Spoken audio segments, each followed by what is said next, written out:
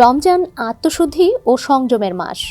এই সময় ভুল খাদ্যাভ্যাসের কারণে অনেকেই বদহজম, অ্যাসিডিটি, কোষ্ঠকাঠিন্য কিংবা দুর্বলতায় ভোগেন। ডায়াবেটিস, উচ্চ রক্তচাপ, হৃদরোগ, লিভার বা কিডনি রোগে আক্রান্তদের ঝুঁকি আরও বেশি। সঠিক ও পরিকল্পিত খাদ্যাভ্যাস অনুসরণ করলে সুস্থভাবে রোজা রাখা সম্ভব। দীর্ঘ সময় না খেয়ে থাকার ফলে শরীরে বিপাকীয় পরিবর্তন আসে। রক্তে শর্করার ওঠানামা ও পানিশূন্যতা দেখা দিতে পারে।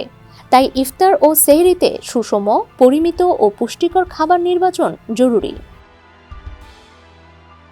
দীর্ঘ রোজার পর ইফতার শুরু করুন 1 গ্লাস পানি বা ডাবের পানি দিয়ে। 1টি বা 2টি খেজুর তাৎক্ষণিক শক্তি দেয় এবং হজমে সহায়তা করে। চিনি ছাড়া মৌসুমী ফলের শরবত যেমন বেল, তরমুজ বা লেবুর শরবত শরীরকে সতেজ রাখে। দই বা চিড়া দিয়ে তৈরি স্মুদি প্রোবায়োটিক হিসেবে কাজ করে, যা অ্যাসিডিটি কমাতে সাহায্য করে।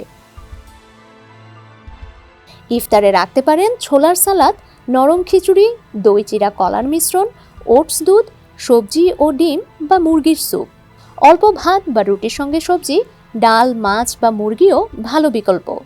এসব খাবারে কার্বোহাইড্রেট, প্রোটিন ও ফাইবারের সমন্বয় থাকে, যা ধীরে শক্তি যোগায় এবং গ্যাসের ঝুঁকি কমায়।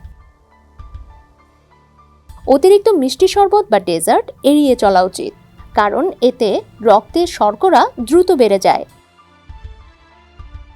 ইফতারের পর রাতের খাবার হালকা ও ভারসাম্যপূর্ণ হওয়া দরকার।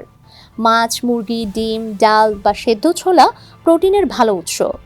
প্রোটিন দীর্ঘ সময় তৃপ্তি দেয় ও পেশি রক্ষা করে। সঙ্গে রাখুন রঙিন শাকসবজি, শসা, টমেটো, লাউ বা বিভিন্ন শাক। এগুলো ফাইবার ও ভিটামিনে সমৃদ্ধ, যা হজম ভালো রাখে। লাল আটার রুটি, লাল চালের ভাত বা ওটসের মতো কমপ্লেক্স কার্বোহাইড্রেট ধীরে হজম হয় এবং পরদিন শক্তি ধরে রাখতে সহায়তা করে। সেহরি দিনের সবচেয়ে গুরুত্বপূর্ণ খাবার। এতে থাকতে হবে কমপ্লেক্স কার্বোহাইড্রেট, পর্যাপ্ত প্রোটিন ও ফাইবার। লাল চালের ভাতের সঙ্গে মাছ, মুরগি বা ডাল এবং পানি সমৃদ্ধ সবজি যেমন লাউ, পেঁপে বা শসা ভালো পছন্দ।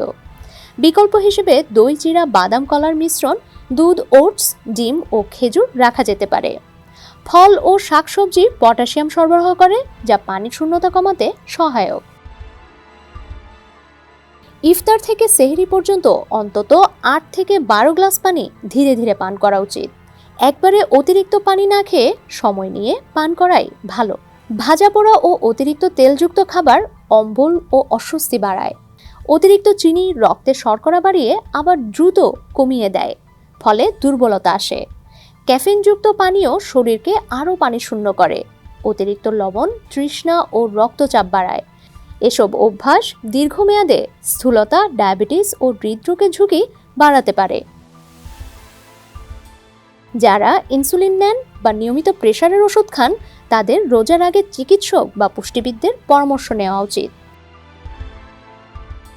রমজানে সুস্থ থাকার মূল মন্ত্র হল পরিমিত ও সুষম খাদ্যাভ্যাস। সচেতনভাবে খাবার নির্বাচন করলে রোজার শারীরিক ও মানসিক উপকারিতা বহুগুণ বাড়বে। ডেস্ক রিপোর্ট, সমকাল।